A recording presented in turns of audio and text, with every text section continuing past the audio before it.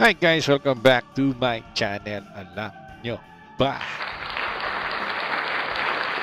So guys, meron naman tayong bagong video na irerek at aalamin ngayon. Ito ay galing kay PH Malaya, mga idolo. Sabi nga niya dito, the Philippine Marines to get new wheeled APCs and ambulances. Wow! Diba? Tama lang naman ito na magiling naman yung Philippine Marines natin kasi ang puro na lang nating nire-react sa ating Philippine Navy, Philippine Air Force, di ba? So, bibihira lang natin reaction vlog regarding sa ating Philippine Marines, di ba? So, magandang balita ito para sa ating Philippine Marines na magkakaroon na sila ng will get new wheeled APCs and ambulances. Mga ilan kaya ito mga idolo, masasabi kaya dito sa video kung pang ilan? Kasi kailangan din na meron din silang capability o meron din silang mga bagong kagamitan din, mga Philippine Marines din, di ba? Kasi talagang sa panglaban, sila din ang ihaharap din natin sa kung meron manggugulo sa atin, di ba? So, kailangan talaga din na well-equipped din sila. Kahit pa paano, di ba? Kaya maganda balita to. Okay? So, tara, panoorin na natin. Welcome back to our channel. Today, we're diving into an exciting development in the modernization of the Philippine Marine Corps as they take another step forward in equipping their forces with modern tactical combat vehicles. Stay tuned as we uncover the details of the recently announced public tender for new light-wheeled armored personnel carriers and ambulances. The Philippine Navy, through its Marine Corps, has launched the Jeep 4x4, an APC-wheeled ambulance rescue acquisition project. Under project code GMRS PMC PNBAC 2-2024-10, this ambitious initiative aims to secure 6 light armored personnel carriers and 1 armored ambulance to enhance the mobility and protection of a Marine platoon. The project has a budget allocation of 260.8 million pesos under the 2024 General Appropriations Act. During the ADAS 2024 Defense Exhibition in Manila last September, the Covico KMPV from South Korea caught the attention of military observers. Early reports suggest that Covico... Oh, yan, sa South Korea, di ba? So, ano naman na tayo bilib na tayo sa, sa mga military assets na binibenta ng South Korea, di ba? So, walang duda na possible na dyan tayo kumuha din ng mga APC, di ba? Mga armored vehicle natin, di ba? So, parang complex na yung mga pinagkukuhanan natin sa kanila. Katulad ng sa Navy, sa Air Force, ngayon sa Marines naman. Diba? So, sa mga tangke, wala pa tayo na di ba? Wala pa tayong nakukuha sa kanila. So, yun nga, possible yung mga MLRS nila. So, sana kumuha din tayo sa South Korea. Kasi mga cost-effective din naman sa kanila dahil nga at least malapit lang din. Diba? Sa South Korea lang. So, mapapa sa atin agad yung mga kagamitan. So, okay din ang choice ng ng ating Marines na kumuha ng ganyan sa ating Asian allied country na South Korea. Kaya goods na goods tayo dyan. Has emerged as the lowest calculated bidder, potentially edging out other competitors, including Malaysia's MILDEF HML. Pero di ba gumagawa rin naman ng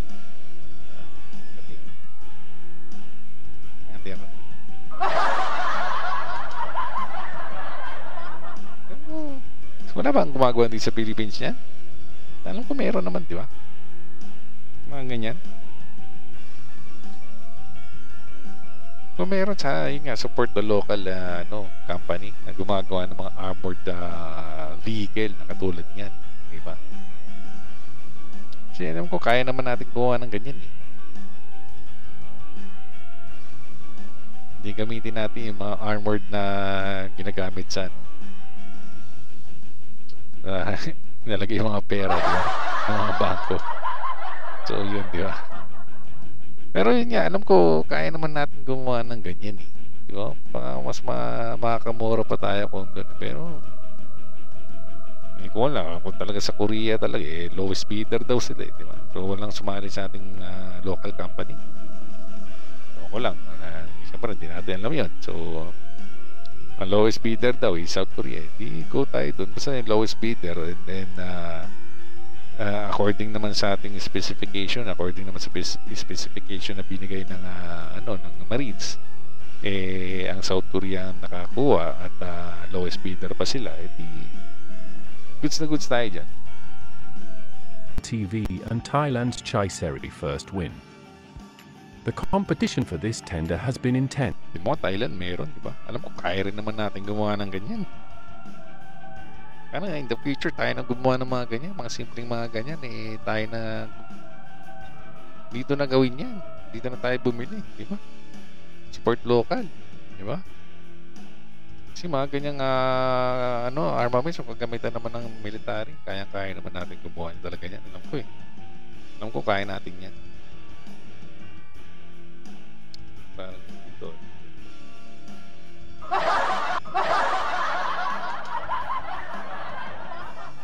Ganyan. Each contender showcased their strengths, from high maneuverability and durability to enhanced troop carrying capacity. The Kovico KMPV, however, appears to have an edge, having already completed initial post-tender inspections. This vehicle is known for its compact design, robust protection systems, and adaptability to different mission profiles. Let's talk technical specifications.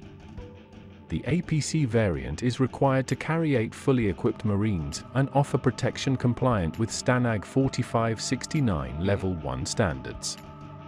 It must also include gun ports, turret systems, and mine blast protection. Meanwhile, the Armored Ambulance variant is designed to provide life-saving capabilities under fire, with space for 2 stretchers and advanced mine protection features. This acquisition is a crucial milestone under the revised AFP modernization program.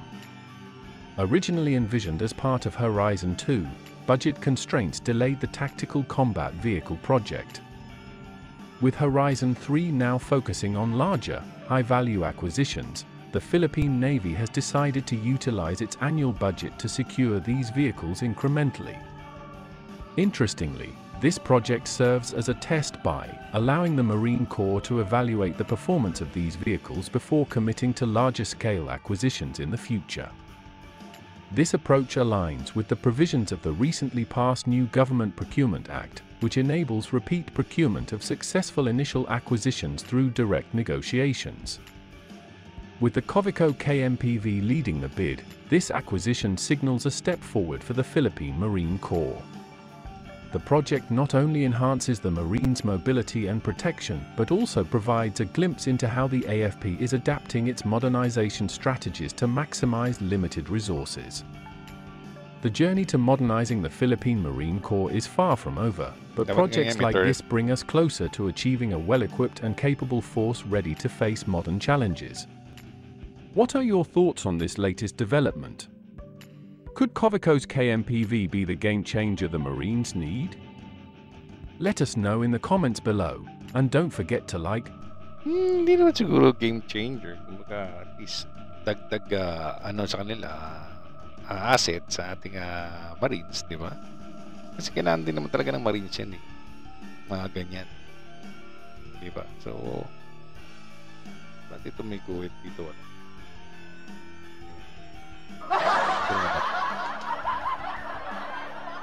So yun, so talagang kailangan talaga din ng ating Marines yan. So, hindi ko naman sinabing game changer, pero at least, diba, dagdag sa kanilang asset. Yun naman ang importante doon. Talagang kailangan madagdagan din yung asset din nila. At hindi sila nahuhuli sa ibang department ng ating military, di ba? So, dapat ambunan din sila. Hindi naman ambunan, kumbaga, kailangan equal. Hindi naman siguro natin masabing equal kasi talagang meron tayong priority. Next Air Force and then sa ating Navy sa ngayon dapat hindi pa rin natin makakalimutan ang ating Philippine Marines na bigyan ng budget at magkaroon din sila ng mga bagong kagamitan and sa mapabilang sa ating modernization program, diba? Sa Horizon 3. Kaya goods na goods talaga yan at least meron silang bagong kagamitan. Yun naman ang importante, di ba mga idolo? So yun, good news sa ating Philippine Marines. So maraming salamat kay PH Malaya sa kanyang video, mga idolo. Lalagay ko pa sa description down below ang full video na ito, pati po kanyang YouTube channel. So huwag niyo pong kalimutan na mag-subscribe po sa kanya. At siyempre, huwag niyo po kalimutan mag-subscribe din po sa akin channel. Hit niyo po yung notification bell at yung like button. At huwag niyo rin pong kalimutan na i-follow din po ako sa aking Facebook page na Alam Nyo Ba. And soon, magkakaroon na po tayo ng TikTok po, mga idolo. Kaya i-follow niyo rin po ako doon, mga idolo. At dito na po tayo nagtatapos, mga idolo. Maraming salamat po sa lahat. Ingat po tayo lagi. And God bless us all.